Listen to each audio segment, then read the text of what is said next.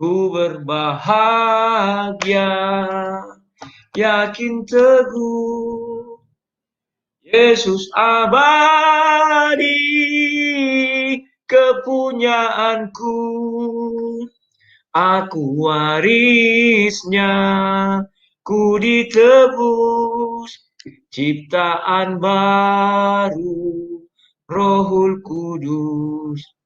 Aku bernyanyi bahagia, memuji Yesus selamanya. Aku bernyanyi bahagia, memuji Yesus selamanya. Ku berbahagia, yakin teguh, Yesus abadi, kepunyaanku. Aku warisnya, ku ditebus, ciptaan baru, Rohul Kudus. Aku bernyanyi bahagia, memuji Yesus selamanya.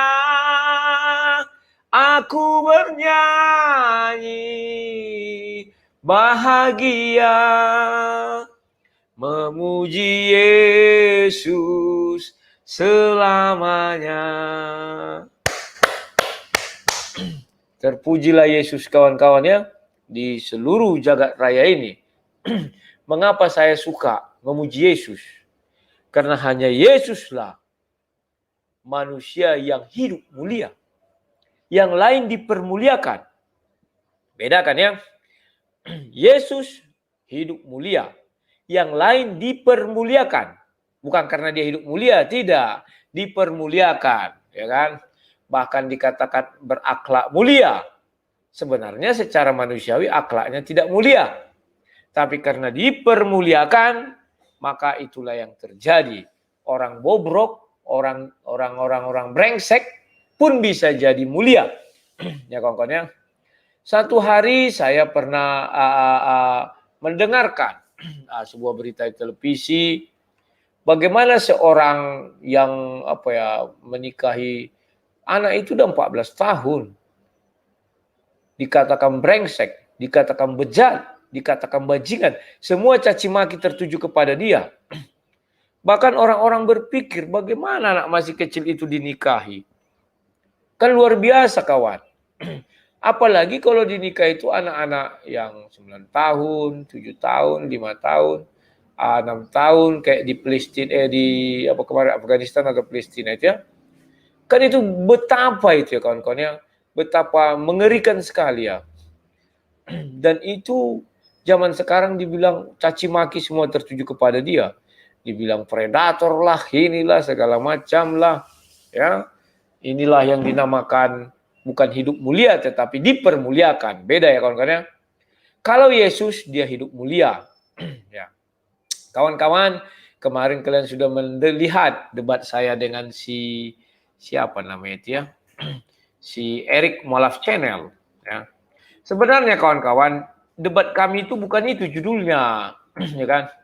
Seperti yang pernah kukatakan kepada kalian, judulnya itu adalah Yesus mencuri keledai, Muhammad merampok.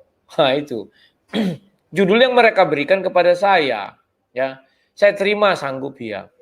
Ternyata mereka rubah jadi Yesus dan keledai. Itu judul apa itu? Kalau saya tolak, saya sudah terlanjur bilang iya.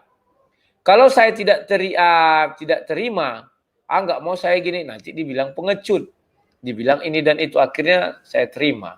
Dan saya sudah tahu bahwa diskusi itu mereka sebenarnya hanya mau bertanya saja. Dan melakukan pembenaran, bukan kebenaran. Atas apa yang mereka ucapkan sehingga mereka bernilai benar, kan demikian. Dan saya sudah tahu ke arah mana si Eric Molaf Channel akan bicara. Ya, sebenarnya saya sudah patahkan argumen dia. yang mengatakan Yesus mencuri keledai. Maka saya katakan, bagaimana seseorang tahu dengan jarak sekian ratus meter bahwa telah terjadi pencurian segala macam?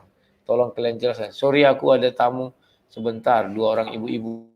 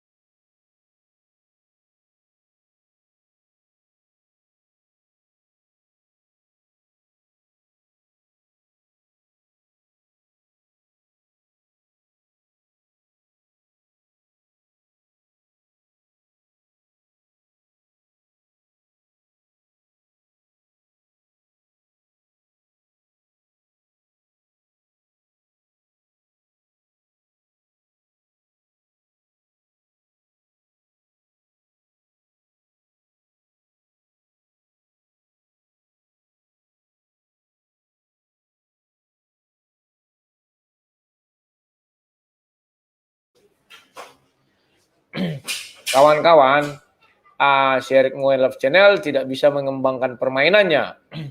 Maka yang dia lakukan adalah menebarkan asumsi bahwa dia sudah menang debat, bahwa keledai tidak dikembalikan. Memang tidak tertulis, dan sudah saya akui, tidak mungkin itu tertulis, tidak harus tertulis. Ada yang tersurat, ada yang tidak tersurat. Apa buktinya? Saya bilang bahwa bagaimana Yesus mengetahui hal itu? Kan Yesus firman Tuhan, diucapkan Yesus terjadi, diucapkan Yesus terjadi kan? Artinya siapa pemilik keledai? Apakah manusia? Saya bilang tidak. Karena kalau manusia dibilang, kau ngapain? Siapa yang nyuruh kau curi? Tuhan membutuhkan. Tuhan kau siapa? Karena Yerusalem itu kan orang Yahudi. Tuannya siapa? Apakah Yesus? Saat itu Yesus baru mengabarkan Injil. Kan saya jelaskan. Kalau manusia itu dipukuli itu, enak aja ke Tuhan, katanya. Tuhan kasih di sana. Ya. Itulah yang nggak dipahami Eric Molaf Channel. Tetapi betul ada yang mengatakan ternyata penutup itu, closing statement itu juga merugikan. Maka mungkin saya akan usulkan kepada Geraham Mualaf untuk closing statement tidak boleh membahas isi debat, tetapi ucapan-ucapan terima kasih atau pernyataan ya bagaimana sih sebenarnya yang harus dilakukan ke depan. Kalaupun mau closing statement seperti itu nanti saya usulkan ya bagi 2, 8 menit, 4 menit dia, 4 menit saya duluan-duluan kan. Jangan nanti sudah 4 menit gini-gini yang nggak adil. Itu pun juga nggak adil, karena siapa yang terakhir tetap merasa diuntungkan ya. Bolehlah seperti itu, nanti saya usulkan. Nah, kawan-kawan, di layar sudah ada link, kalian bisa masuk, kita berdiskusi. Kalau bisa dari sekarang kalian sudah masuk, karena kalau nanti kita masuk, adikku saya khawatirkan 1,5 jam saya udah, udah puyeng atau apa ya. Nah, kawan-kawan, besar harapan saya ke depan, kalian sudah mulai bisa mengambil ancang-ancang. Oh iya, satu lagi. Ada yang mengatakan, Sang Dewater kok tidak mengulas video Palu? Saya sudah mengulas, kawan, tapi tidak diizinkan sama si YouTube. Akhirnya saya tutup hanya untuk anggota. Apa ucapan saya mengenai Palu itu sudah saya bilangkan di sana. Kalian bisa nonton nanti jadi member. Bergabunglah jadi member ya. Dan kawan-kawan, mungkin habis bulan Desember ini saya akan membuat sesuatu yang lebih menarik, tapi lebih banyak saya bagi 2 ya, untuk member dan non-member. Kalau yang non-member ya terbuka saja sih, untuk yang member nanti saya buat yang agak spesifik ya kawan-kawan ya. Ini aneh-aneh aja, buat di apa katanya di chat, kadang dibuat di chat, buat di layar semua lah ya. Nah, ingat kawan-kawan, ketika saya berdebat sama Syerik, saya bilang, Yesus mengajarkan kepada kami bahwa orang Kristen itu harus menunggangi keledai liar sampai nanti akhir dunia, ya kan? Loh, orang Kristen itu memang sudah ditetapkan Yesus menunggangi keledai liar. Maka Yesus memberi contoh. Buktinya apa? Sampai sekarang kalian lihatlah yang kejadian-kejadian di dunia ini. Siapa yang menunggangi para keledai itu? Ya kan? Secara logika Yesus bisa menaikkan kuda. Naik kuda bisa. Tapi Yesus tak mau. Yesus mau mengajarkan bahwa tunggangan Yesus itu ya keledai, kaum-kaum keledai. Karena adanya kaum keledai ini, maka kita mengerti apa itu namanya perbedaan agama. Karena mereka yang getol tentang agama. Apa itu perbedaan ajaran, apa itu perbedaan kebenaran dan ketidakbenaran lawannya. Dari situ kita bisa mengetahui kawannya. Tapi biarkanlah kejahatan itu tetap ada agar kita tahu apa itu kebaikan. Kira-kira gitu ya. Nah, kawan-kawan, di akhir cerita Erik dengan bangganya mengatakan, ya itu tidak tertulis, makanya pernah saya katakan kamu buat standar ganda. Ketika saya minta nanti siapa istrinya si Ibrahim, tak tertulis. Berarti istri yang nggak ada, saya bilang, kan tidak mungkin. Tapi dia tetap ngotot di akhirnya karena nggak tahu lagi dia apa mau diucapkan dia. Bahkan dia mengatakan Nabi Isa adalah Yesus. Dan ketika saya bilang, berarti Isa mencuri keledai dong, nggak terima dia, kan aneh. Standar-standar ganda yang mereka bangun ya, begitulah keseringannya dari mereka. Tapi ya sudahlah, pengetahuan mereka memang sebatas itu ya kawan-kawan. Oke, sudah ada nih si Andri. Halo Andri.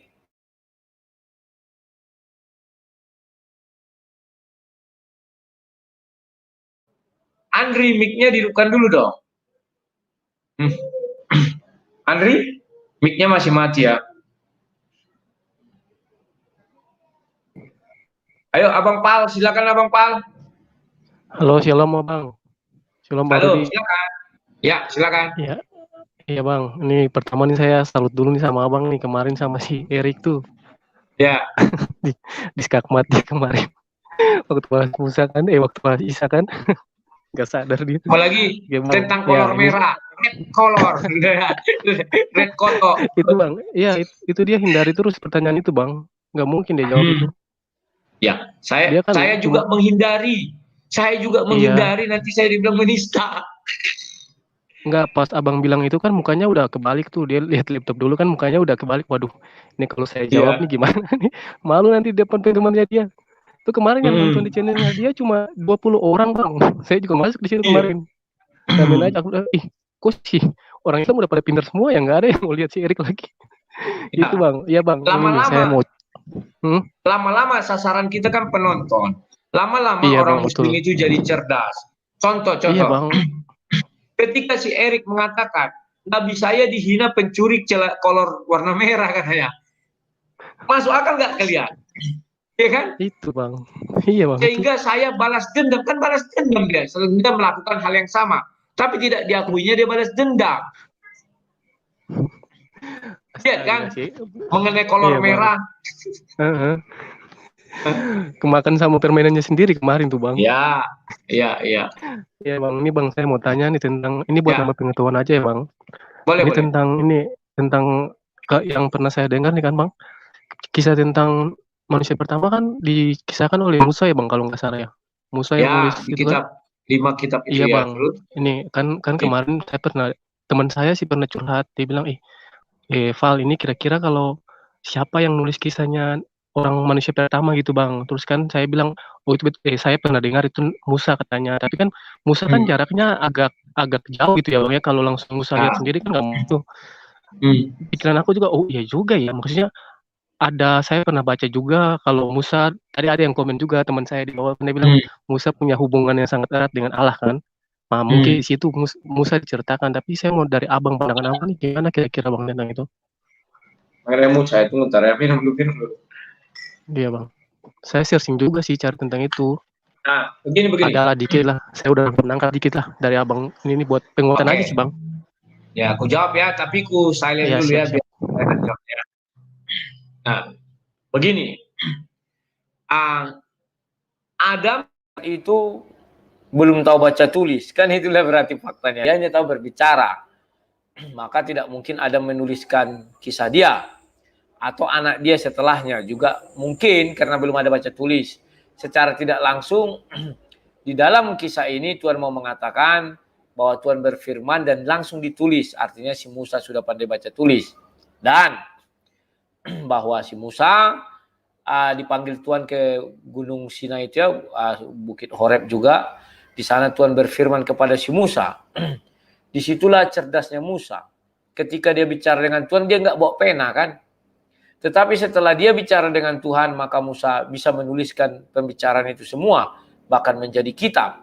Nah, cerita itu tidak satu hari diceritakan, tetapi sepanjang perjalanan bangsa Israel dari Mesir ke Tanah Kanaan. Itulah bukan Tanah Kanaan, Musa sampai Laut Merah itu mati, di seberang. Nah, Laut Merah ya. Setelah itu, si Musa dipanggil Tuhan, diceritakan. Nah, buktinya Musa bisa baca tulis ketika Tuhan menulis di dua loh batu. Ditulis gini dengan tangannya sendiri tuh kan. Maka Musa bisa membaca 10 perintah Tuhan itu, 10 commandment itu. Tetapi sayang dia emosi, dibuangnya itu sehingga pecah berkeping-keping. Dan hebatnya lagi Musa mengambil batu lagi dan menuliskan ulang. Nah, itu baru satu-satunya kitab yang turun dari langit, yang tidak diubah-ubah, yang tertulis sesuai tulisan aslinya. Itu baru. Kalau kitab-kitab sekarang siapa bilang penipu itu semua? Hanya karena ada bahasa aslinya, penipu kau bilang. Itu udah tangan manusia menuliskan itu lagi. Nah, 2 loh batu itulah yang langsung dari Tuhan. Tuhan langsung menulisnya. Itu baru betul dari surga. Dan si Musa mengambilnya, ya kan? Setelah itu dibuangnya pecah, diganti oleh si Musa dengan kalimat yang sama. Kalau kalimatnya tidak sama, tentu Tuhan marah karena Tuhan saat itu hadir. Nah, ada kitab yang palsu, saya bilang palsu kitab ini ya, mengaku-ngaku turun dari Tuhan, katanya tidak diubah-ubah, tidak terjamah dan masih asli. Kalau memang itu masih asli, pertama, Nabi tidak pernah mengoreksi. Yang kedua, Tuhan pun tidak mengoreksi kitab itu. Kalau Musa jelas, begitu bahwa dipecahkannya 2 loh batu itu, Tuhan masih ada di situ kan. Bahkan sampai Musa tidak bisa masuk ke Tanah Kanaan, Tuhan masih hadir. Ya kan? Bahkan sampai penutup kitab Musa, 5 kitab itu, Tuhan masih hadir melanjutkan perjalanan bangsa Israel. Tetapi kalau si penipu, si pembual itu tidak.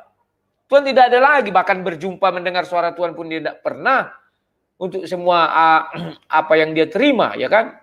Kayak zaman sekarang ini banyak ngaku-ngaku nabi seperti Tamparagi, ya kan? Itu kan nabi-nabi palsu itu, Tamparagi. Ada ternyata banyak nabi seperti itu. Dia bilang turun geledek, nah, kan? Bisa dia menuliskan seperti itu, kawan. Kelas-kelasnya itu ya sama dengan kelas-kelas nabi-nabi palsu itu. Kitab-kitab suci palsu. Mengaku-ngaku itu turun dari Tuhan. Nabi si tanpa ragi pun mengaku itu turun dari Tuhan. Mau apa kita? Cara yang bisa membantah. Untung saya juga tak ikut-ikut jadi Nabi. Saya bilang, diturunkan Tuhan di kepala saya. Siapa bisa lihat isi kepala saya? Tak ada kan? Hati sudah ada yang punya. Diturunkan Tuhan di hatinya, ya kan? Kalau nabi-nabi Kristen diturunkan Tuhan langsung berfirman. Kalau saya biar jangan bisa digugat orang, diturunkan Tuhan di kepala saya bilang, mau apa? Tuhan berbicara kepada saya melalui malaikat Gabriel. Kalau Kristen kan Gabriel. Di kepala saya. Selesai.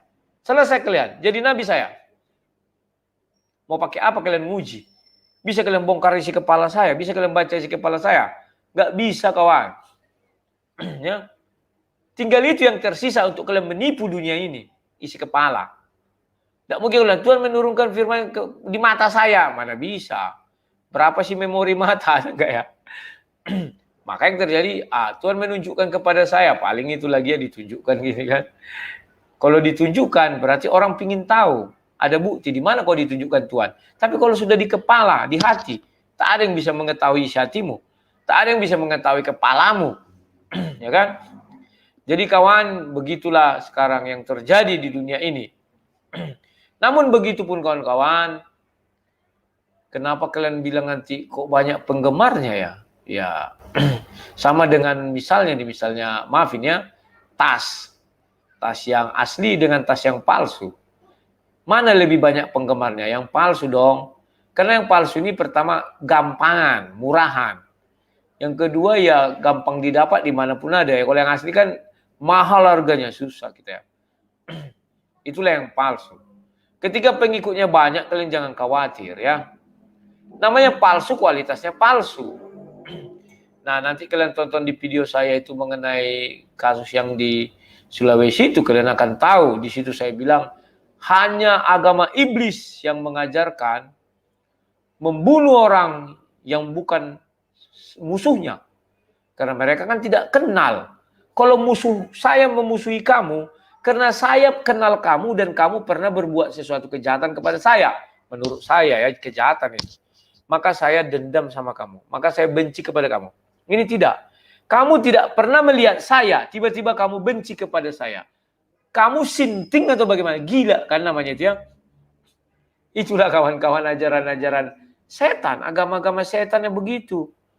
Tidak pun dia mengenal kamu, karena ada diketahuinya dari kamu, maka kamu langsung jadi musuhnya. Ngerti kalian definisi musuh itu? Saya memusuhi kamu karena saya melihat kamu, mengenal kamu. Tadi mata saya gatal, saya garuk-garuk di sebelah sini ya. Agak merah. Ya, saya memusuhi kamu. Saya membenci kamu. Kenapa? Karena saya kenal kamu, saya pernah lihat kamu, minimal di Facebook atau di YouTube kamu bicara hingga saya benci. Sekarang kamu tidak kenal sama saya. Tiba-tiba kita ketemu. Tak kenal loh ya, tak pernah lihat di Facebook, tak pernah juga. Tiba-tiba kamu bunuh saya hanya karena pakai kalung salib. Sinting kan? Orang gila saja tidak melakukan itu. Jadi apa lagi namanya? Orang gila tidak melakukan itu.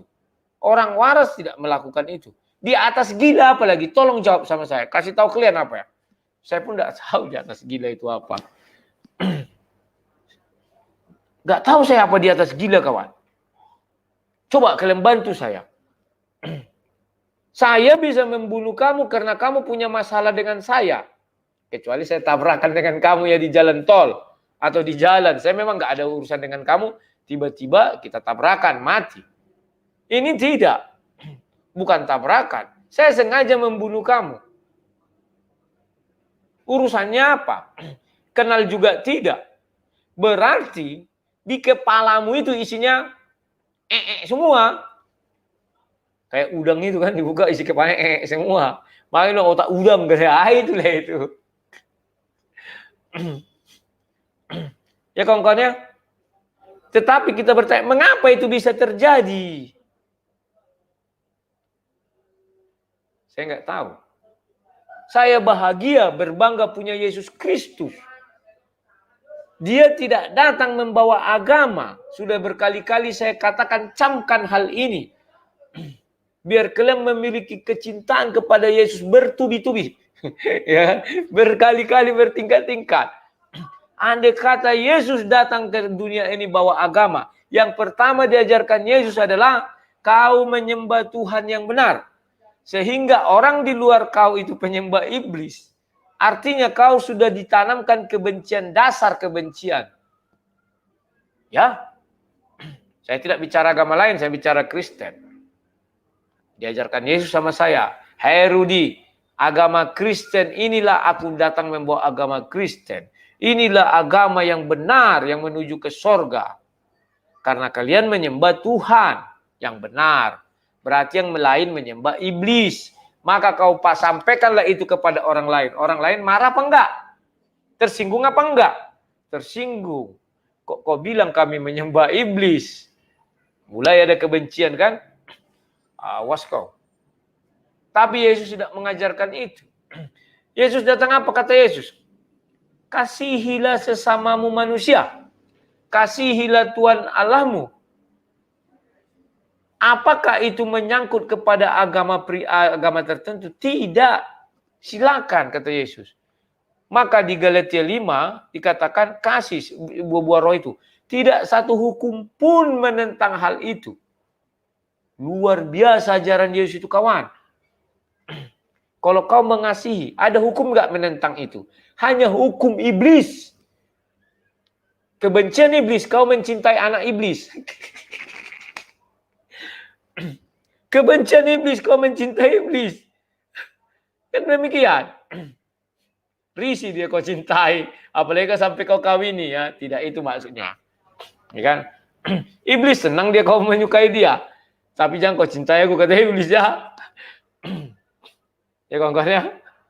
Itu lawakan aja. Ya jangan dibawa ya. Maksud saya kebencian iblis itu jika anaknya kau perkosa. Ya kan? Atau iblis kau perkosa, itulah. Kawan, sekarang apalagi yang mau kita bilang? Kehebatan Yesus. Kenapa aku mencintai Yesus? Orang bisa mengatakan aku mencintai si Polan. Belum pernah kulihat betapa bijaknya orang yang dia cintai. Tak tahu. Baik berupa Tuhan, maupun berupa Nabi, maupun berupa yang selepel Nabi, dewa, apa segala macam. Saya tidak pernah menemukan itu. Yang saya temukan hanya semua bullshit, omong kosong. Ya. Loh, kalau kalian jalankan kasih Yesus, maka itulah doa Bapa kami. Jadi kalau kalian di bumi seperti surga. Kalau lakukan kasih itu, maka bumi ini jadi surga. Titik. Yang terjadi kita kan tidak mau menjadikan bumi ini jadi surga. Ya kan? Jadi kawan-kawan perhatikanlah. Di mana ada ajaran, agama apapun ya, agama apalah gitu ya. Apabila dikatakan bahwa Yesus datang membawa agama, itu bukan agama itu.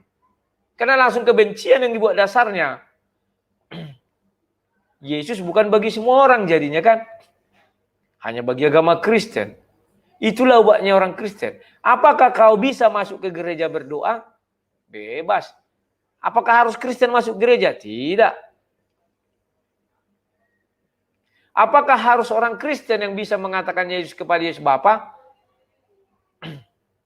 Tidak. Hantu belau pun kalau mau dia mengatakan Yesus, Tuhan Yesus, silakan. Tetapi agama-agama lain tidak bisa kawan. Harus kau lakukan dulu tahap pertama. Kalau tidak kau lakukan itu, mau kau katakan dia Tuhan, dia tidak terima. Masih ada pendampingku, jangan kau hilang-hilangkan itu katanya. Sok-sokan kau, jangan sebutkan dulu itu. Harus dilakukan itu baru kau bisa menyembah Tuhan. Kalau Yesus, tidak perlu kau mengakui Paulus. Bisa kau menyembah dia terus sebagai Tuhan dan Juru Selamat. Apa bukti? Orang yang disalib di sebelah Yesus. Kalau mereka tak ada bukti. Kalau dibilangnya, agama kami bagi semua umat manusia. Brengsek kau bilang. Hanya ajaran Kristen lah yang bagi seluruh manusia. Sudah terbukti. Tidak perlu kau harus percaya sama Paulus untuk menyembah Yesus. Tidak. Tidak perlu. Tapi kau memang harus percaya kepada Yesus itu karena kau kan menyembah Yesus. Sementara kau menyembah Tuhan lain, tidak bisa kau percaya kepada dia saja untuk menyembah dia. Nggak bisa, nggak diterima. Tunggu dulu, brengsek kau. Ada satu lagi yang kau lupa-lupakan. Gitu kawan. Ada koncoku lo. Orang iso, kata dia. Jadi kau tidak bisa menyembah Tuhan. Tetapi Kristen, kau bisa menyembah Tuhan Yesus. Hanya percaya kepada Yesus. Kau menyembah Tuhan lain, hanya percaya kepada Tuhan itu. Tak bisa.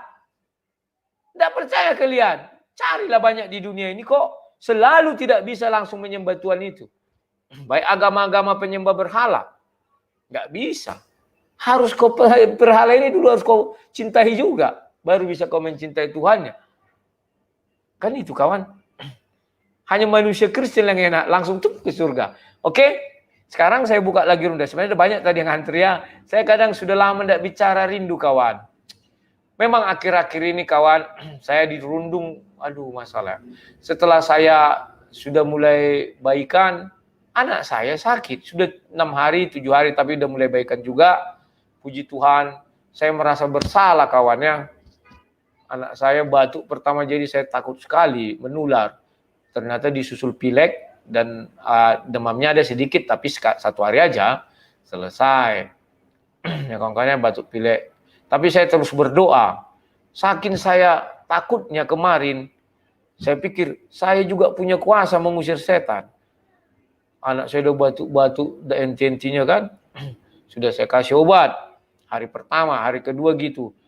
Saking saya tidak tahu lagi jalan keluar, saya ginikan tangan saya kepada anak saya. Kalian boleh percaya, boleh tidak. Dalam nama Tuhan Yesus saya bilang, Tuhan yang saya sembah. Kan begitu lagi. Saya punya Tuhan. Saya tak percayakan lucu. Detik ini juga aku bilang berhenti batuknya saya bilang. Berhenti kawan. Tidurnya tidak sampai pagi sampai jam 8. Saya sudah tidak tahu lagi apa mau saya katakan. Kemana lagi saya mengadu. Dokter boleh mengatakan kasih obat ini, kasih obat ini, kasih obat ini. Masing-masing manusia beda-beda obat itu kawan. Tidak ada satu sama yang lain itu sama. Tidak. Saya bukan tidak percaya dengan kehebatan dokter. Saya percaya. Tetapi saya sudah bawa anak saya ke dokter. Spesialis langsung enggak. Kawannya. Memang saya dirundung apa aja ada berturut-turut ini. Biasanya nanti mudah-mudahan lah istri saya enggak apa. Karena itu ujung tombak kami ya. Ya begitulah kawan. Saya punya iman. Harus saya keluarkan. Ya kan? Ada di dalam diri kita ini kawan. Masa saya hanya bicara-bicara gini saya pandai. Demikian juga penyakit saya, ada 3. Sekarang saya sudah tidak minum lagi obat-obatan kecuali obat TB. Kenapa? Sebenarnya saya pun mau menghentikan itu kawan. Tetapi apa? Karena kalau dihentikan takutnya gagal pengobatan sudah 2 bulan kan. Jadi saya bilang udahlah saya lanjutkan dulu sampai keluar. Kan saya sudah cek dahak itu ya. Tapi aneh di sini kawan. Saya 10 hari baru keluar. Gila enggak? Tanggal 5 baru keluar. Sudah tanggal berapa saya memuntahkan itu? Gitu kan? Suruh batuk dulu, tarik nafas batuk. Cuk, masukkan gitu. 10 hari kawan. Saya takutnya keakuratannya enggak ada lagi. Itulah sebabnya saya waktu di rumah saya bilang, taruh di situ kan ya, di atas apa? Ember jerigen. Loh, kok harus saya taruh di sini? Bagaimana kalau datang kucing, anjing, segala macam? Atau ada orang jahat dimasukkannya entah apa-apa. Enggak apa-apa Pak, kan ada namanya. Namanya ada isinya.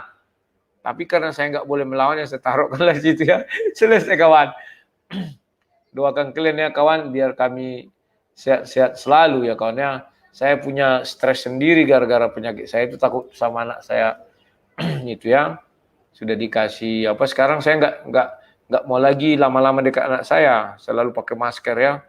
Memang ada saya baca, ada saya dengar dari dunia maya ini atau ilmu kedokteran, kalau minum obat itu sudah 2 minggu, diprediksi kemampuan dia menyerang sudah turun, ibarat menular ya. Tapi kita kan nggak tahu, maka berjaga-jaga. Dan itu dari dahak katanya. Makanya saya hati-hati sekali, saya ingat-ingat dahaknya kemana, atau pernah saya meludah atau langsung saya semprot ya. Ya mudah-mudahan lah Cuman sebelum itu kan, sebelum saya tahu sakit saya itu kan, saya dekat dengan anak saya. Memang kami sudah ada baca jangan ada kasus itu anaknya dimeme, dimakan nasi dikasihkan ke anaknya. Kami nggak pernah lakukan itu ya, karena dibuat di situ begini, akhirnya anaknya sakit paru gini segala macamnya. Ya mudah-mudahan lah kawan ya. Nah, setelah itu kawan, yang saya alami sekarang ini ya biasa. Saya nggak ngerti apakah YouTube ini bermusuhan dengan saya, nggak tahu saya. Dolarnya itu udah 7 kuning, kawannya coklat. Memang ada iklannya tapi sekali-sekali. Yang saya takutkan karena kebanyakan kuning dicabutnya hak monetisasi itu ya, sehingga saya tidak bisa mencari makan lagi. Karena itu yang memang saya harus khawatir mengenai itu kawan. Kita hidup di dunia.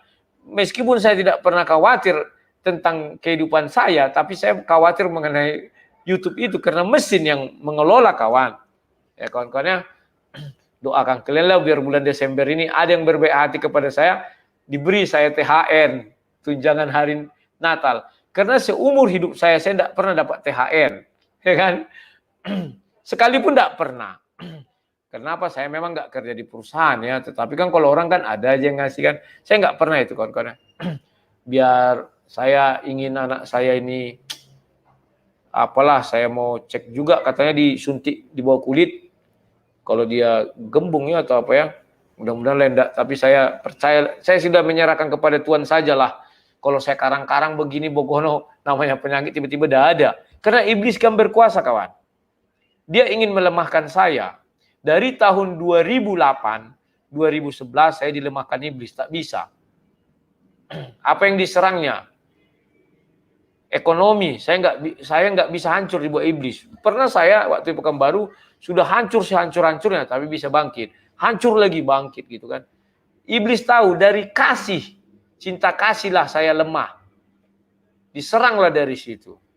Ya kawan-kawannya, sekali saya jatuh tahun 2008, sehingga membuat saya agak sinting. Ya kawan-kawannya, nanti kita cerita panjang mengenai itu. Oleh anjing banget. Ini kok anjing banget ini. Halo anjing banget.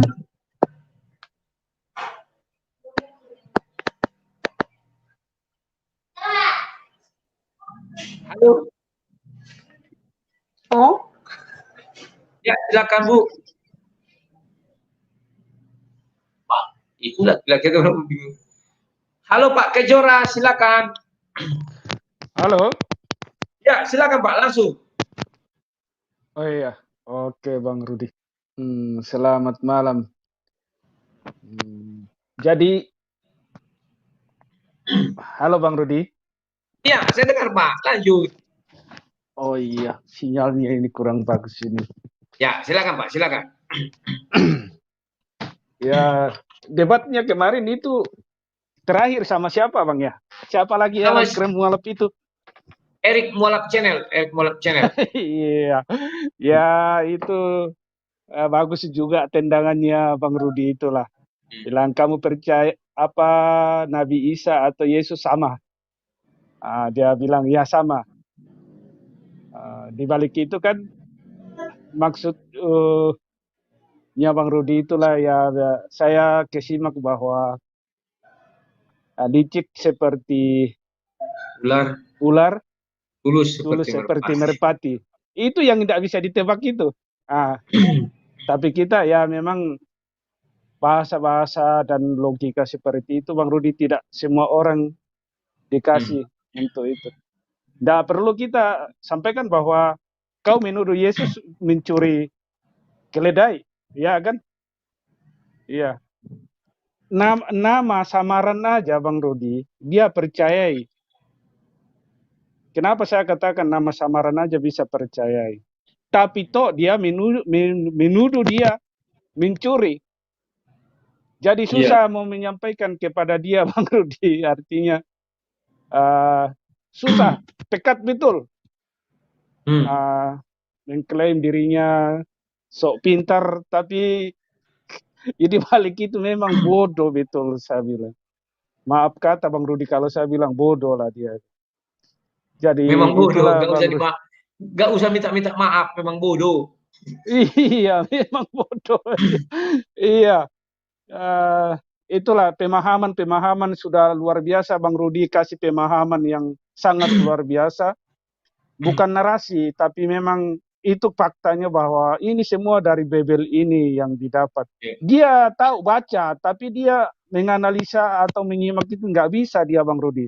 Saya ketawa-ketawa aja menonton itu, Bang Rudi, karena pas itu yang iya. Jadi saya rasa nggak usah, artinya kalau dia apa itu namanya memojokkan kita di balik itu bahwa saya tidak puas jawaban. Ya itulah orang bebal begitu, Bang Rudi. Memang orang bebal begitulah jawabannya.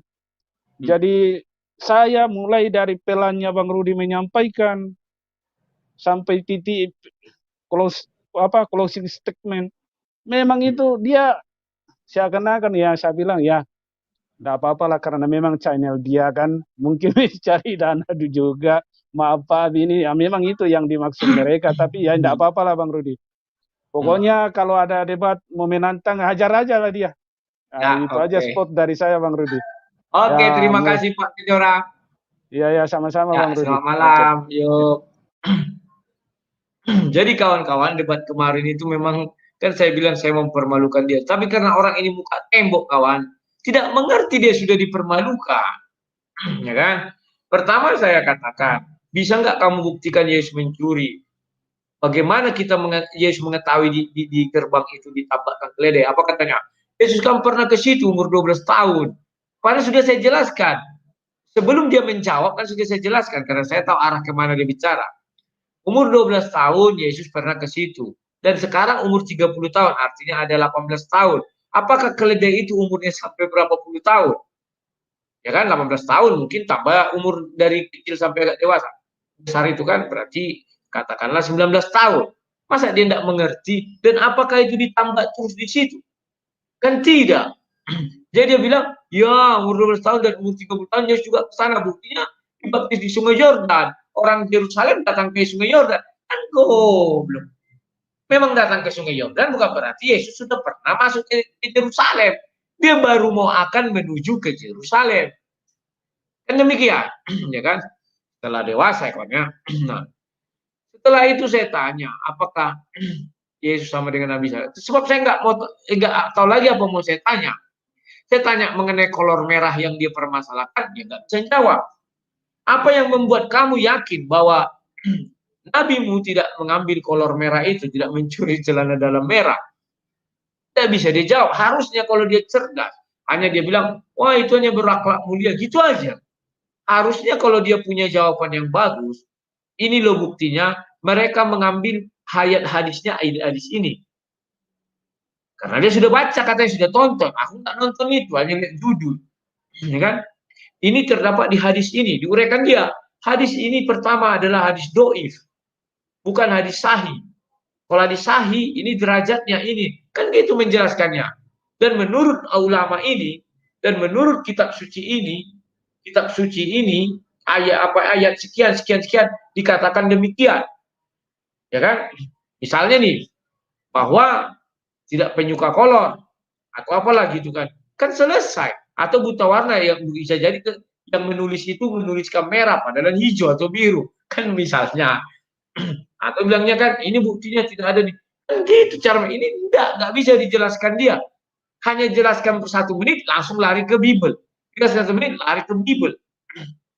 Bahkan dia mengatakan Yesus tidak mengikuti ajaran Yahudi. Ajaran mana? Sudah saya jelaskan. Siapa pemilik keledai? Tak ada. 2 orang itu. Buktinya dibilang Tuhan menginginkan meminjam atau gimana? Tuhan yang menyuruh. Dia langsung mengiyakan. Sementara dia itu orang Yerusalem. Yerusalem Yahudi agamanya. Tuhan katanya siapa Tuhanmu? Tuhan di atasnya, di tahtanya. Kan itu lagi. Kalau manusia sekarang kan gitu. Tuhan menyuruh. Siapa Tuhanmu? Kan gitu pertama kan. Tuhan yang menyuruhmu dia di surga. Kan gitu. Orang itu belum percaya Yesus. Itu dipukuli. Tapi karena mereka itu tahu kata sandi itu. Silakan.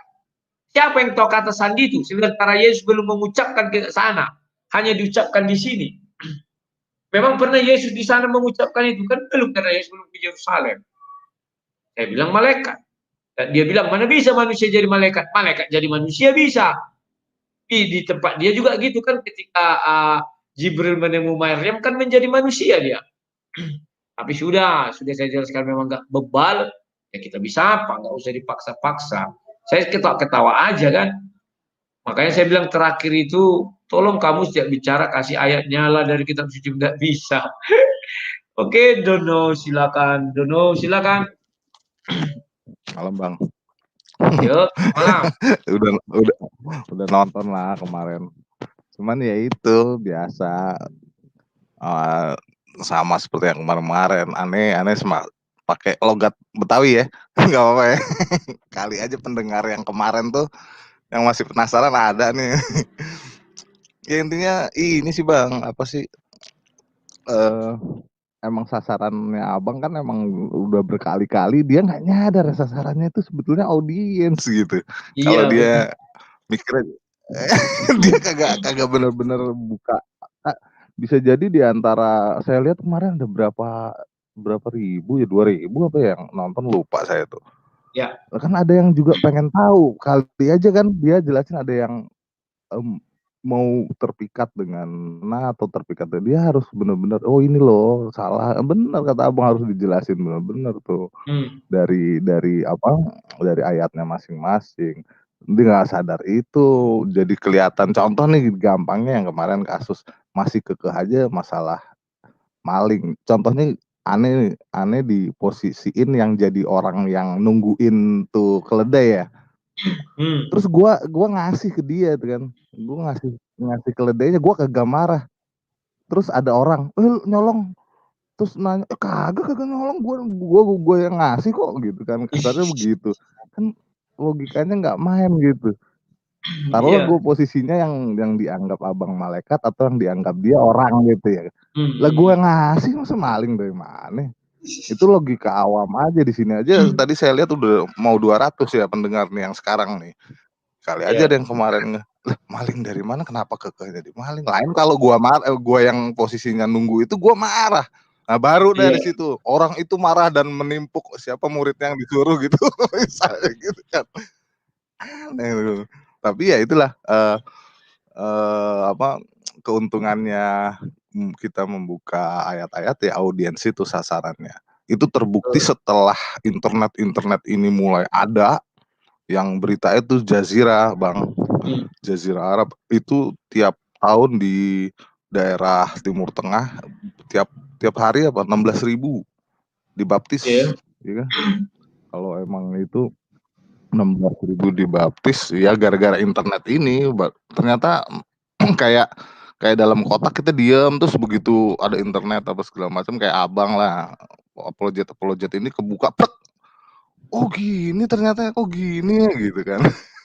Akhirnya yang jaga yang di sana tuh, kalau saya bilang tuh, yang kalau mau naik ibadah tertentu jika mampu itu, yang jaga sekarang bukan burung lagi atau gajah lagi, tapi udah F-16. Iya. itu enggak benar yang dibilangkan bahwa Yesus mengajarkan murid-muridnya menunggangi keledai. Yang jaga sekarang udah meriam. Iya. Rudal. Iya, kan ditunggangi keledainya. Gitu. Gitu aja. Jadi bantuannya sekarang benar burung yang terbang F-16. Udah gitu aja Bang, cukup dah. Ya itu dah logikanya. Terima kasih ya. Makasih Bang. Yuk. Kawan-kawan, kemarin saya kenapa nggak mau membahas si kolor merah itu? Tak enak kawan. Dia kan mau mancing saya masuk ke pembahasan, saya nggak mau. Ya, kalau saya buka-buka pun nanti gini, tak enak bicara kolor kawan. Betul, yakinlah. Aku nampak kolorku jengkelnya, tarik kan langsung gunting-gunting. Apalagi sampai curi kolor warna merah lagi. Ya. Nah ini Abu Hurairah. Abu silakan Abu. Halo, selamat malam Bang. Malam. Iya, ini masih mengenai dengan Erik Mualaf Channel ya. Ya.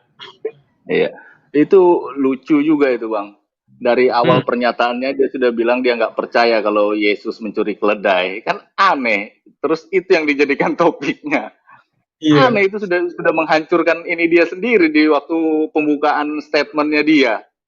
Iya. Terus dia bilang lagi Ya, Nabi sebentar. Muhammad mengajarkan. Sebentar. Ya, Dia sebenarnya mau meniru aku. Kan aku bilang bahwa hanya tinggal aku lagi yang percaya. betul. Dia mau niru itu, Iya, Bang. tapi dia justru jadi kelihatan bodoh. Dia ngasih judul Yesus dan keledai. Terus di video dia Iya. dibilangnya Yesus mencuri keledai. Terus dibilangnya saya nggak percaya Yesus mencuri keledai. Ngapain Iya. juga itu buat judul ya kan? Iya, aneh itu. Terus ditanya Nabi Isa dengan Yesus sama, tapi nggak percaya Nabi Isa mencuri keledai. Sementara orang yang sama dianggap dia. Aneh itu. Itulah lucu. Itulah. Misalnya si Rudi yang di layar ini sama dengan yang ini kan. Terus yang Iya. ini misalnya bercewek dan entah kemana lah. Nggak percaya pula dia, kan lucu. Sama. Iya.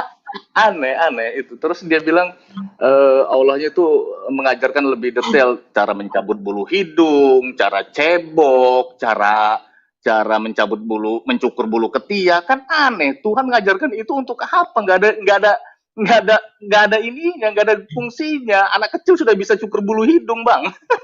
Iya. Tarik bulu hidung, cukur bulu ketek lo tumbuh. Untuk apa itu diajarkan melalui Nabi?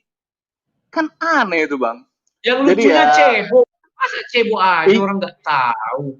Iya, untung nggak diajarkan cara kencing jongkok, Bang. Iya. Aduh, Ya itulah, Bang. Tapi baguslah Abang nggak terlalu terpancing yang mengenai kolor terus tapi dia sudah menampar mukanya sendiri dengan debat yang kemarin. Ya, kita kan nggak bisa kalau dia sudah dibilang bebal ya percuma, Bang, nggak bisa masuk di dia, tapi kita berharap yang lain bisa mendengar gitu loh, Bang.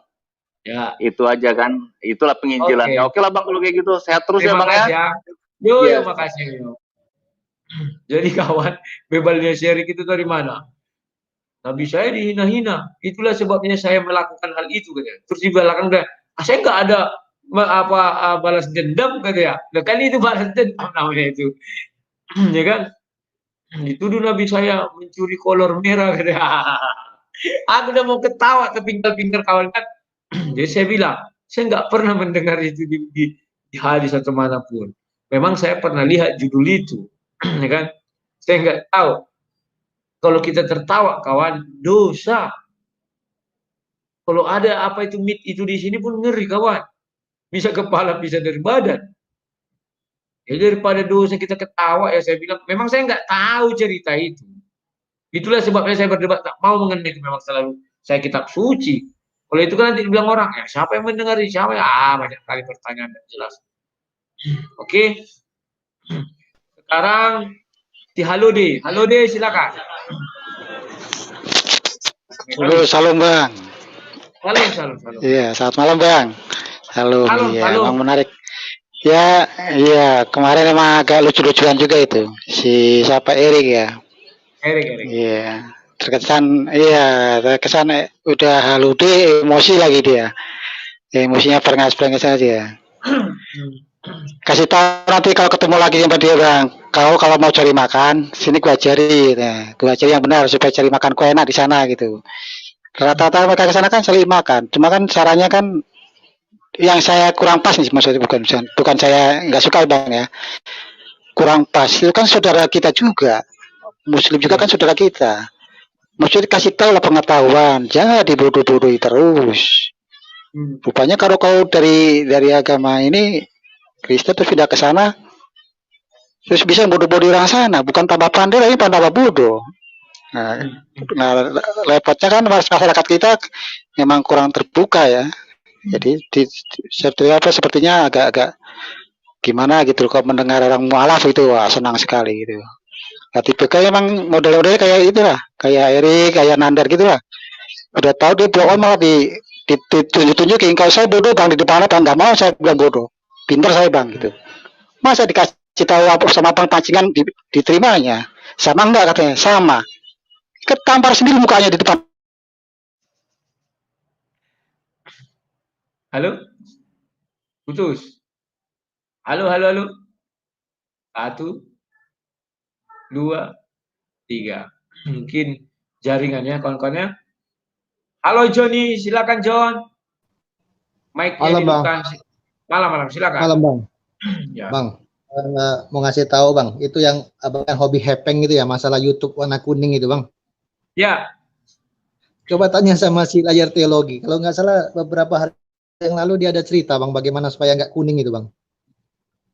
oh, Coba nanti dicek aja sama beliau Bang. Itu ada caranya katanya supaya nggak kuning dolarnya.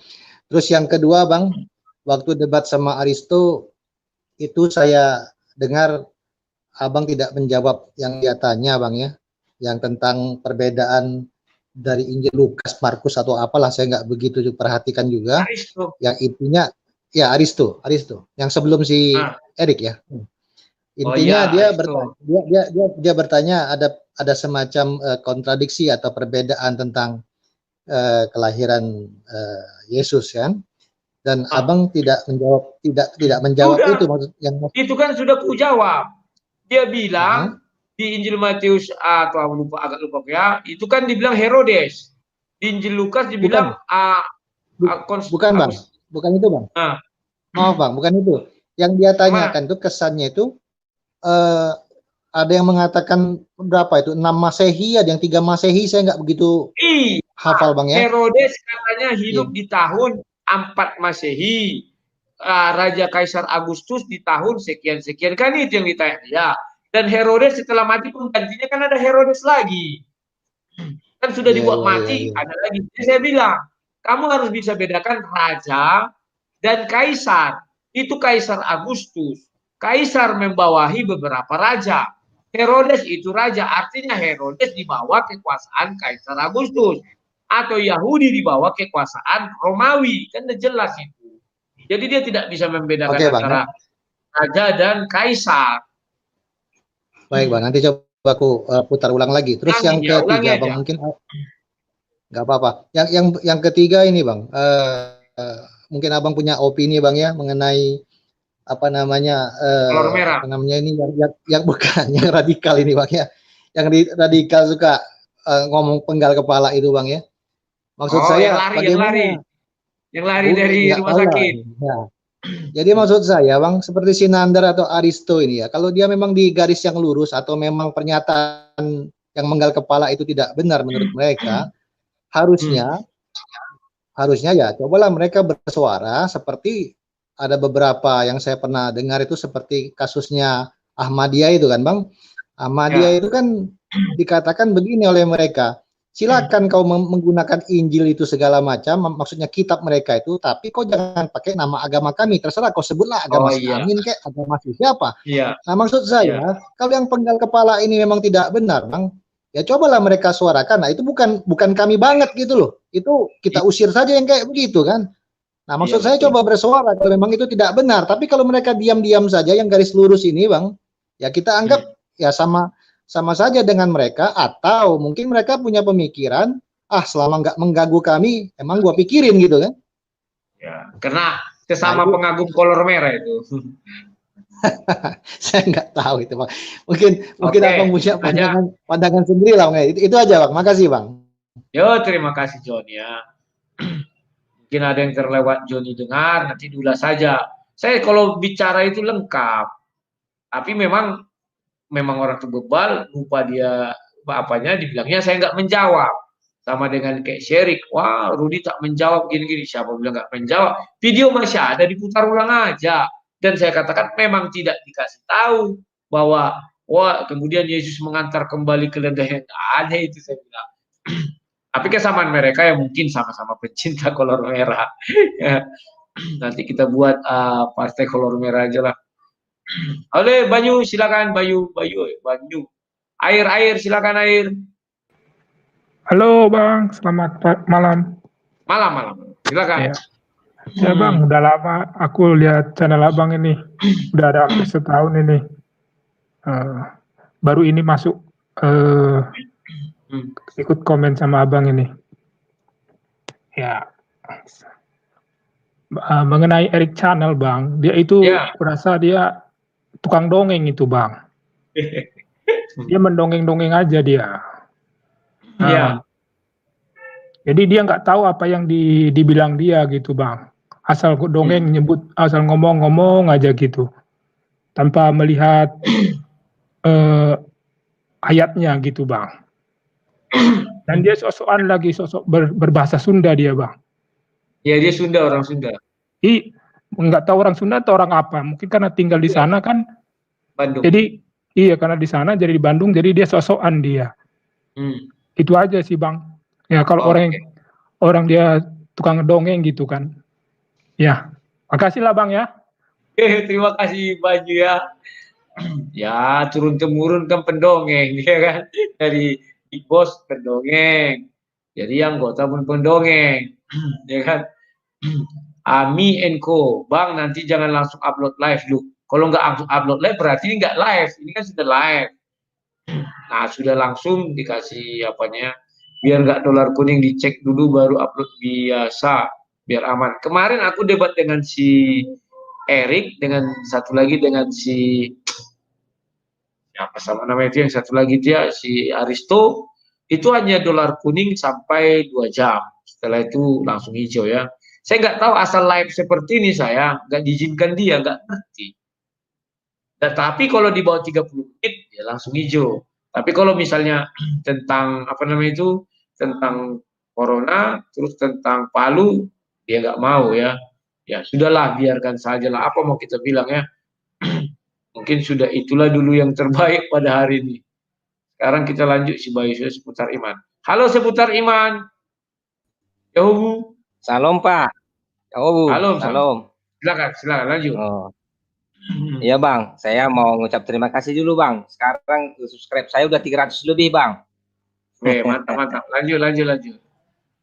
Ya, jadi saya berterima kasih lah sama Abang. Itu kan saya bisa katakan itu mungkin karena termasuk apa Abang juga lah mau kemarin masuk di channel saya, jadi sehingga bisa lah seperti itu. Ya. Itu saya mau ngucap terima kasih seperti itu. Nah, begini Bang, kemarin kan saya kalau nonton. Jangan lupa kalau bisa tiap hari di upload video ya. Iya. Bang. Nah, kemarin Bang, saya nonton juga waktu debat itu. Saya sempat mengatakan Bang Rudi ini berani kali ya. Saya lihat judulnya itu kan hanya searah saja itu. Nanti abang ini kan pasti dipojokkan terus. Itu pikiran saya. Pasti kena terpojok ini. Tetapi akhirnya saya mengakui bahwasanya abang itu memang debat sejati. Ya, kenapa saya bilang debat sejati? Yang tadinya saya menilai pasti ini akan habis-habisan Abang Rudi di sini.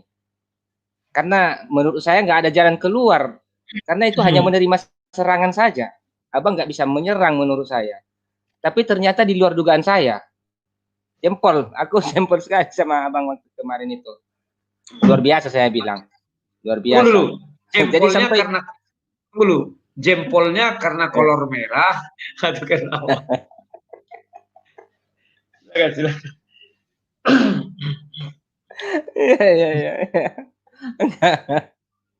Iya. Nah, sampai berulang-ulang saya nonton, saya betul-betul belajar di situ, Bang.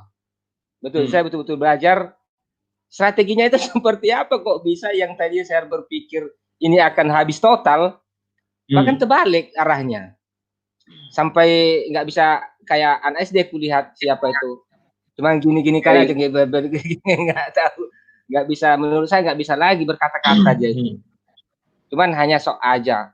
Dia bilang Abah Rudi nggak bisa menjelaskan dengan jelas dengan ini. Sementara saya bikin data. Bilang data apa yang kau kasih? Semua data yang kau kasih itu data untuk menunjukkan kamu sendiri. Jadi itu memang aku salut sampai tadi juga aku tonton lagi video itu. Aku belajar di situ. Betul-betul aku belajar. Karena kemarin memang ngeri, aku ulang lagi ngeri, ini pasti habis-habisan di sini. Judulnya satu arah. Jadi bagaimana bisa menyerang? Menyerang itu kan sistem bertahan yang baik. Ternyata abang memang jago lah, aku ginilah. Itulah saya mau katakan. Nggak ada lagi kata-kata yang selain ini saya mau katakan, Bang. Oke. Terima kasih. Oke, terima kasih Seputariman. Demikian juga waktu dengan Aristo kan, 25 Desember. Itu kan satu arah juga soalnya. Cuman begini dalam debat itu, dikasih judul. Kita lihat gini kan, kita harus cari celah. Si Erik sudah saya prediksi akan membela diri. Maka benar, dia bilang, saya membuat itu karena Nabi saya sering dihina mencuri celana dalam warna merah. Kan itu, oh ini pas. Nah, jadi saya ambillah itu, saya angkat permulaan kan, ngotot terus ngotot. Baru saya tanya, apakah Nabi Isa sama dengan Yesus? Wah gampang kali nih, katanya. Jawabnya cuma 1 menit. Ya sudah cukup, saya bilang selesai. Baru dijabar-jabarkan dia tak apa-apa. Langsung setelah giliran saya bilang, kamu tadi bilang sama, artinya Nabi Isa mencuri keledai juga. Tak terima dia. Di situ aja kan orang lihat, goblok ini kalau sama kenapa nggak diterima kan? Tapi ya sudah, itulah untuk pelajarannya. Jadi makanya saya tidak pernah menolak apapun dibilang orang itu, mau tentang Bible aja dibahas, silakan, saya nggak apa. Karena kita pasti bisa berkelit ya, mencari celah. Sekarang Jibril, silakan Jib. Halo Jib. Selamat malam. Selamat malam. Wah, udah naik kapal pesiar kok ya? Iya, kita lagi jadi Popeye. Yeah. Kita nakoda di kapal wisata, Pak. Yeah. Ya, saya terus terang hampir tiap hari saya ikuti setiap kali ada siaran live dari Bapak, debater saya selalu ikuti. Kemarin itu yang berdebat dengan si Bang siapa itu yang dari Sunda itu? Sunda atau dari mana itu? Ya. Yang logat-logat Sunda itu. Ya, Erik. Bang Erik itu, aduh bangetnya, saya tertawa banget kembali. Dia bilang Bapak berbicara nggak by data. Ternyata dia juga berbicara hanya asumsi semuanya. Bagi saya. Ya. Ya. Tapi ada yang satu yang saya ingin tanyakan di sang debater ini. Ya. Seandainya mereka mengakui itu bahwa Yesus itu lahir dari kandang domba. Ya.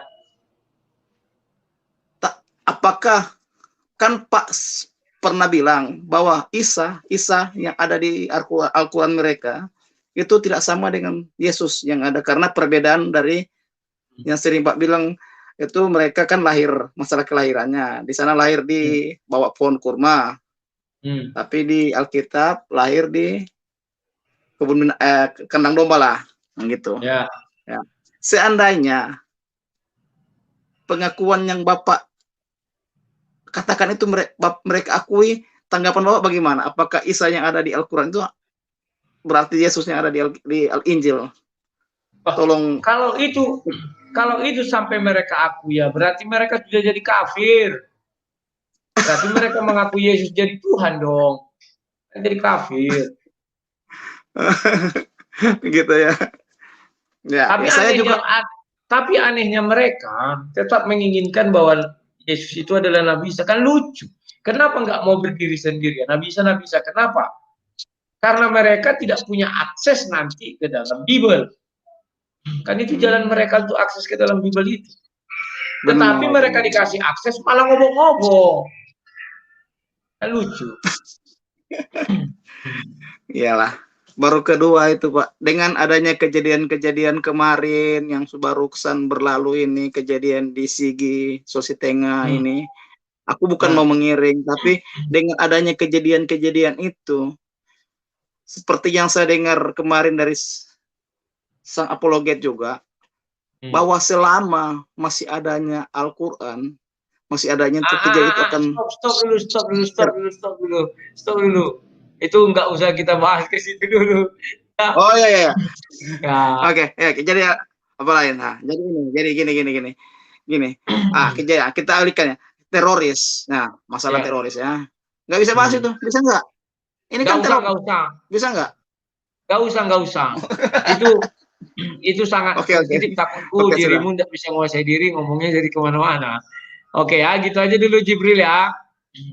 Oke, makasih. Makasih. Saya takut kalian tidak bisa menguasai diri, jadi ngomongnya udah kemana-mana. Aku tuh yang mau dicakkan, selama masih ada bla bla bla bla, akan ada dunia itu tidak aman gini segala macamnya. Tapi itu sudahlah ya. Nah, sekarang ini apa tadi ya, lupa pula, aku udah tidak ingat ya. Erik mengatakan argumen saya lengkap, ayatnya ada mana ada argumennya? Argumen dia semua dari Bible, ayat di Bible. Dia harusnya mengatakan Bible itu lengkap karena ayatnya bisa saya berikan. Ketika saya tanya minta ayat Al-Quran, enggak ada dikasihnya. Jadi inilah cara berpikir yang apa ya? Aku bilang clear ya. Harusnya yang dia bilang itu, iya ya Bible itu lengkap. Setiap kamu jawab, saya menjawab, saya kasih ayatnya. Tetapi ketika saya ditanya, saya nggak bisa ngasih ayat dari Al-Quran. Nah itu baru benar. Ya kawannya, tapi ya sudahlah, mungkin itu aja lah kemampuannya saat itu. Sekarang kita masuk Erik, Oki. Silakan Oklik. Halo Bung, Shalom. Yuk, halo. Selamat malam. Malam. Salam sikaraba-raba. Yeah. Oke. Nah. Ini. Aku kan, ini aku baru mempelajari sesuatu hal. Ini tak sampai ke Bang Rudi nih. Sharing ya. Berkaitan dengan, sebetulnya itu begini loh, Bang Rudi. Ya. Seseorang pindah di keyakinan lain atau kepercayaan lain, agama lain. Kalau seseorang itu menceritakan keyakinannya yang lama ke yang baru dengan suatu jelek-jelek, ya, berarti seseorang itu sama saja mengubur agamanya sendiri, begitu. Oh. Begitu ya. Intinya begitu. Jadi orang itu mengubur agamanya sendiri. Tetapi ini aku bukan Erik yang debat sama kamu loh ya. Bukan Erik debat loh ini. Tahu. Saya itu kadang itu prihatin dengan orang-orang yang berkeyakinan lama pindah yang baru menjelek-jelekkan yang lama. Saya dulu punya keyakinan yang lama juga, tapi saya juga tidak pernah menghujat keyakinan lama, enggak. Semuanya tuh baik. Dan saya kira kalau seseorang itu menyudutkan, menjelek-jelekkan keyakinan lain dengan yang lain, saya kira semua agama tidak mengajarkan hal seperti itu. Berarti kembali lagi itu kan pribadi lepas pribadi, toh Bung Rudi. Seseorangnya masing-masing, bukan agamanya. Jadi kalau ya ini sekedar input aja untuk Bang Rudi.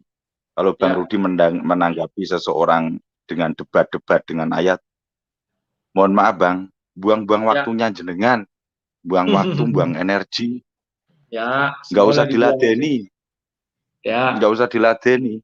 Yang penting Bang Rudi terus berkarya menyampaikan firman kebenaran Tuhan. Kan itu ada itu ayat itu.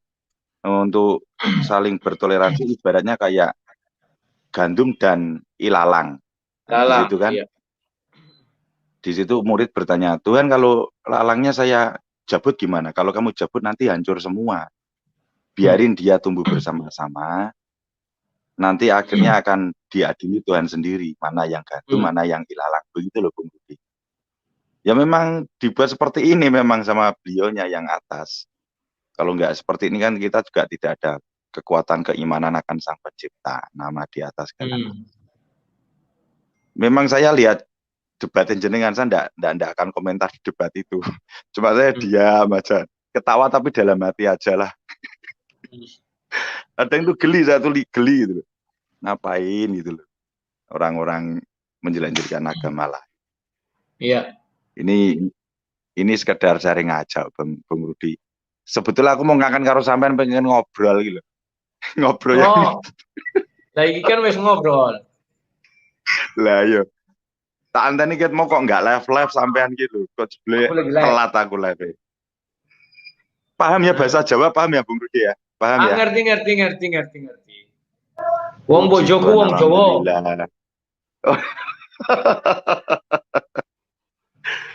Sementing semangat selalu ya Bung Rudi ya.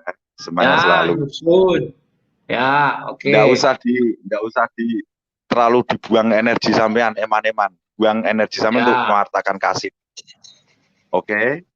Bung Rudi selalu semangat. I love you, Tuhan memberkati. Shalom. Terima kasih. Terkadang kawan, memang ada orang yang berpikiran seperti itu, tidak perlu dilayani, tidak. Nah, kalau orang itu liar, contoh Erik Molab Channel mengatakan Yesus mencuri keledai, terus kita diamkan. Ini kan dunia maya yang cepat disebar dan cepat orang mendengar, dan nanti di sekolah atau di apa dikatakan. Terus siapa yang membentengi? Saya mengambil itu bukan karena saya membuang sia-sia. Saya tahu, saya selalu mengatakan Sasaran saya bukan lawan debat. Karena sasaran saya, kalau sasaran saya lawan debat, kepala dia sama kepala saya sama kerasnya. Hati dia dengan hati saya sama kerasnya. Tidak ada guna. Ibaratnya menghantam batu, lihat ya. Tapi yang mau saya sasar itu adalah orang-orang yang menonton, baik Kristen maupun Muslim. Itulah sebabnya saya mau berdebat. Tujuannya adalah agar orang itu pertama, di dalam masyarakat pasti ya terjadi yang namanya pertanyaan-pertanyaan begitu. Dan mereka dapat belajar dan dapat menjawab. Tidak nanti lagi orang Kristen ketika tanya, imani sajalah imanmu, ku imani imanku. Nah, orang itu akan mengatakan, kalau kau memang mengimani imanmu, apalah artinya ini? Nggak tahu katanya. Tanyalah pendeta aja. Jadi nggak ada kemampuan orang Kristen itu untuk menjelaskan kitab sucinya. Kan di Bible dikatakan diminta pertanggungjawaban darimu, kamu harus bisa memberikan, ya kan? Jadi kawan-kawan, memang kesannya kita sia-sia, tidak sia-sia kawan. Saya tujuannya apa? Terutama di channel saya, itu kalau menonton live itu kan banyak, ribuan. Itu orang Kristen saya yakin, sampai 60%. Artinya apa ya? Berarti mereka saya bentengi. 40% bukan non-Kristen, Hindu, Buddha, Muslim, dan sebagainya. Artinya saya mewartakan Injil ini kepada mereka. Mengenai mereka menerima atau tidak, kan urusan Roh Kudus. Urusanku hanya menyampaikan. Ya, kawan-kawan. Nah, mengapa harus dengan berdebat? Kalau saya menyampaikan firman Tuhan, ya orang Kristen aja yang menonton. Saya ingatkan kepada kalian, pendeta pun berkhotbah, orang Kristen di Indonesia tak lebih dari 10.000. Yusuf Manubulu stres, tonton video-video lama dia itu berkhotbah terus tentang kebenaran firman Tuhan. Yang terjadi apa? Tidak sampai 10.000 orang nonton. Esra Soro yang nonton kadang 400, 500. Ngeri kawan. Seolah-olah orang Kristen di Indonesia itu ya jumlahnya segitu, 400, 500, 8.000. Tetapi kalau dia mengambil ibaratnya bicara tentang orang-orang sekarang murtadin, nonton sampai ratusan ribu kawan.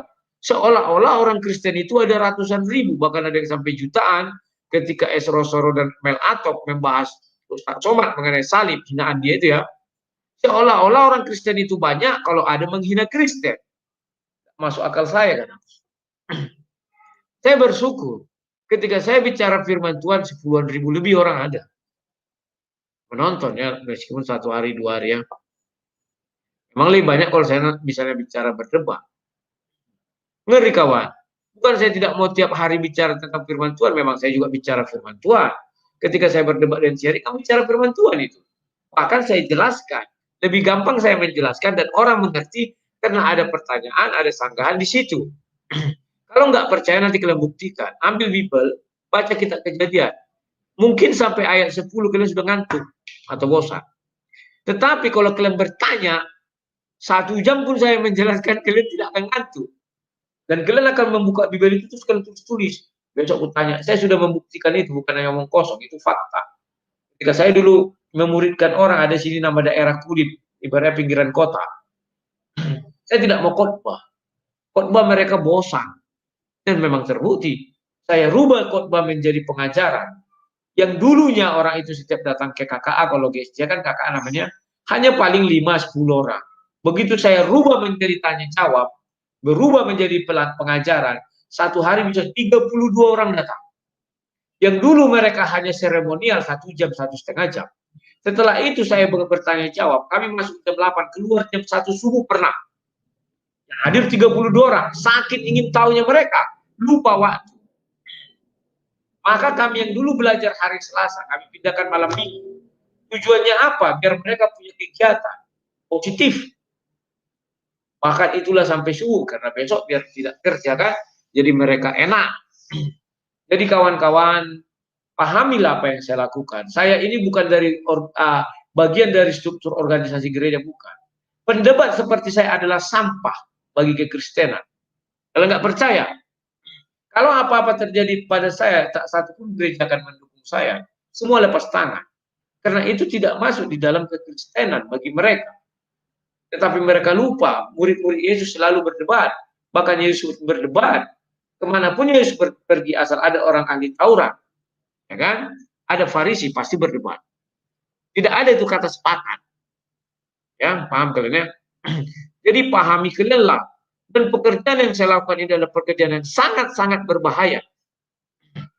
Wajah saya kelihatan. Kalau tanpa raga asik, wajah nggak tahu. Sekalipun bisa dibukanya si MM itu ya, siapa namanya, Muslim menjawab. Dan saya sudah dikirimi foto tanpa raga. Aku pun belum pernah lihat foto keluarga dia ya, dan dikirimi kepada saya. Tapi dia masih aman. Tidak banyak orang melihat. Kalau saya, siapapun yang melihat ini pasti melihat wajah saya. Lantas dengan apa saya melindungi diri? Hanya dengan bijaknya berbicara itu saja. Yang lain tidak bisa. Itu pun saya bijak menurut saya, menurut mereka saya tidak bijak. Bisa jadi tergelincir. Kebenaran saya katakan bisa jadi bagi mereka itu ada fitnah, hina, hujatan. Ya kawan-kawan ya, ngeri kawan. Kami tidak ada asuransi. Kami tidak ada jaminan kerja. Kami tidak ada gaji bulanan. Pendebat seperti saya nggak ada itu semua, nggak ada. Jadi yang murni saya lakukan ini adalah belas kasih dari umat Kristen. Termasuk belas kasih dari YouTube. Orang melihat pekerjaan kami ini yang bisa dikatakan sia-sia. Pekerjaan sia-sia ini kawan. Bagi saya, ini pekerjaan mulia. Sekalipun tidak ada yang menjamin masa tua kami. Tak ada yang menjamin masa tua kami. Saya lah. Kebetulan kalau kami bilang bisa jadi orang-orang itu kan bekerja. Ada yang pegawai bisa gini kan. Tidak ada yang menjamin masa tua saya. Tidak ada yang menjamin kalau ada apa-apa dengan saya. Tidak ada. Maka saya katakan saya adalah sampah bagi gereja. Organisasi gereja ya, bukan gerejanya. Tetapi bagi gerejanya, orangnya, saya bukan sampah. Saya adalah mutiara. Yang mana membuat mereka dari tidak mengetahui apa-apa menjadi mengetahui apa-apa. Itulah lika-liku di dalam memilih jalur seorang pendebat. Ya. Kalau seorang duduk dalam struktur organisasi gereja, katakanlah pendeta atau apa, mereka enak, apalagi punya jemaat. Ya. Gak perlu dia seperti saya. Bicarakan aja firman Tuhan, didengar oleh jemaatnya. Misalnya jemaatnya 100. 100-100-nya wajib mendengar, karena dia sudah masuk dalam gereja. Tapi andai kata dia berkhotbah di YouTube, mengerikan kawan. Orang Kristen tidak lebih dari 10.000. Paham ya? Jadi itulah yang saya lakukan, bukan maksud saya. Memang kalau kalian lihat sepintas kesia-siaan. Tetapi bagi saya tidak kesia-siaan. Kenapa? Banyak yang masuk ke WA saya. Mengucapkan terima kasih. Sehingga dia bisa mulai baca kitab suci lagi. Banyak. Bahkan yang muslim pun banyak mengucapkan terima kasih.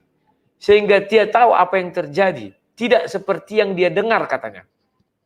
Sebab selama ini dibuka-bukanya YouTube apa itu kan. Entah apa-apa dibilang mereka. Kayak si Bernard Nababan, Yaya Waloni, Irene Handono, dan lain-lain. Setelah saya melakukan ini mereka mengatakan, sekarang saya sudah paham. Ternyata apa yang mereka lakukan itu hanya sebuah hujat. Paham ya? Begitulah kawan-kawan yang bisa saya ceritakan kepada kalian. Besok kita jumpa lagi, doakannya semoga tiap malam kita bisa jumpa. Meskipun saya, asam lambung saya ini kayak gini enak dia. Nanti sebentar lagi kalau saya marah sama orang gitu kan, kalau saya ada ketawa-ketawanya dia enak. Ya. Doakan kalian saya selalu sehat. Ini mungkin masih banyak yang belum tahu. Biasanya kan sampai 1.000-2.000 yang nonton kalau gini kan. Kita akan kembalikan lagi bulan Desember ini ya. Semoga kalian terpuaskan dahaga rohaninya. Karena masih banyak yang harus saya beritakan kepada kalian. Di catatan primbon saya, pasti banyak yang belum kalian ketahui kalau saya buka. Bisa kalian misalnya, pembohongnya si sang debater sini. Boleh kalian uji. Nanti saya bukakan misalnya satu masalah. Begini loh, ini nih sebuah pertanyaan kemarin dari seorang ibu, bagus kalian. Kapan malaikat diciptakan? Sebelum buah pengetahuan atau setelah buah pengetahuan? Kan demikian. Saya jawab sebelum. Loh kok bisa sebelum Pak? Buktinya iblis mengetahui larangan apa yang diberikan kepada pohon pengetahuan ini. Artinya iblis mendengar larangan itu. Larangan itu diucapkan Tuhan kepada si Adam. Artinya iblis baik mau jauh maupun dekat mendengar ucapan itu. Paham ya? Artinya sudah terjawab. Sekarang tanya lagi, mana lebih dahulu diciptakan? Manusia atau malaikat? Kan itu lagi pertanyaannya kawan. Kita ibarat makan buah si malakama. Kalau kita bilang malaikat sudah ada yang cerdas ya dibilangnya. Kalau begitu, artinya kejadian 1 ayat 26 malaikat ada di dalamnya karena ada kalimat kami. Artinya sama dengan kejadian 3 ayat 22, sedang ada musyawarah besar katanya kan dari kerajaan surga.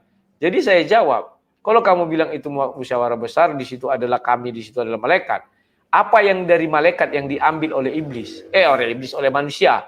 Kan marilah kita menciptakan manusia serupa dan segambar dengan kita. Kira-kira dari malaikat itu, apa yang ada di dalam diri manusia? Yang enggak ada lah. Kita punya mata karena Tuhan punya mata, bukan karena malaikat punya mata. Karena malaikat pun diciptakan Tuhan. Nah sekarang kapan malaikat diciptakan? Apakah setelah Adam diciptakan atau sebelum? Kan demikian. Di dalam percakapan dengan iblis, iblis ini kan pandai dia kan. Dia sering mengatakan manusia yang kau ciptakan itu katanya. Ya kan? Artinya iblis sudah tahu bahwa Tuhan menciptakan manusia. Andai kata dia diciptakan setelah Adam, tentu dia nggak tahu Tuhan yang menciptakan manusia itu. Ngerti maksudnya dia diciptakan setelah Adam. Ya menurut dia si Adam itu sudah ada kian kan, dia baru ada. Dan tentu malaikat itu, ini juga, kenapa tidak dibacakan di dalam kitab Kejadian itu? Karena kitab Kejadian itu bicara penciptaan langit dan bumi. Artinya iblis tidak diciptakan di langit maupun di bumi. Maksudnya langit yang itu maksudnya itu ya, bukan surga. Lantas kenapa aku bilang manusia itu diciptakan taman? Karena dijelaskan Taman Eden. Ada Taman Edennya kan. Manusia yang diciptakan itu ditaruh oleh Taman Eden. Kalau iblis kan tidak ada. Dan Kejadian 1 itu mulai bicara pada mulanya Allah menciptakan langit dan bumi. Artinya apapun yang ada di bumi ini itulah mulanya penciptaan. Artinya malaikat tidak diciptakan di bumi, maka tidak disebutkanlah itu pada hari pertama sampai hari ke-6. Paham ya? Artinya si malaikat sudah diciptakan lebih dahulu. Jadi tidak disebutkan lagi situ. Loh kok bisa begitu? Ya si Adam kan diciptakan bukan di bumi lagi. Karena pada hari ke-7 dia sudah istirahat, tidak akan menciptakan sesuatu di bumi. Maka Tuhan menciptakan Adam itu serupa dan segambarnya. Itu diciptakan langsung di depannya kayak membuat patung. Langsung dengan tangan Tuhan. Paham ya? Andai kata malaikat diciptakan juga di bumi, pasti sudah tertulis itu. Maka Tuhan menciptakan malaikat-malaikat yang berwujud manusia misalnya, yang berterbangan seperti burung, gitu ya. Itulah mungkin yang bisa saya gambarkan kepada kalian ya kawan-kawan ya. Jadi malaikat itu diciptakan sebelum bumi ini ada. Dia adalah pelayan Tuhan. Ya. Jadi banyak kawan. Dari Kejadian 1 ayat 1 sampai 3 banyak pertanyaan. Apalagi setebal ini Alkitab Bibel itu, aduh. Dan hebatnya semuanya bisa kita jawab. Dari kitab suci itu juga menjelaskan ya. Tidak pernah saya pergi-pergi, tunggu dulu. Menurut profesor ini, menurut pendeta ini, imam ini. Tak ada. Ya, tak pernah saya bilang itu. Pernah enggak kalian dengar ucapan keluar dari mulut saya? Saya menjelaskan kitab suci. Menurut pendeta Gilbert Lumon, tidak ada itu kawan. Menurut profesor doktor, tidak ada itu. Saya nggak mau pakai itu. Itu manusia kawan. Apa bedanya dia dengan saya? Sama-sama manusia. Sama-sama diutus Roh Kudus. Ngapain harus saya dengar-dengar dia? Oke ya kawan-kawan ya. Mohon izin nanti setelah live Bung Rudi, saya teleponnya Bung. Habis ini saya mau langsung tidur. Minum obat langsung tidur kawan. Kalau saya masih bangun nanti bereaksi obatnya terasa di saya. Kalau tidur tidak tahu lagi saya apa yang terjadi ya. Oke kawan-kawan, maafkan saya. Kita cukupkan dulu sampai sekian. Sudah 1 jam setengah. Oke, sekian dan terima kasih. Saya akan mencoba apa yang dibilang redaktorologi. Habis ini nanti saya nggak usah lah, biar aja lah. Sudah terlanjur ini di tanggal 30 mau dolar kuning, dolar coklat, entah apa, biar aja lah. Saya ucapkan sekian dan terima kasih. Salam Sang Debaters.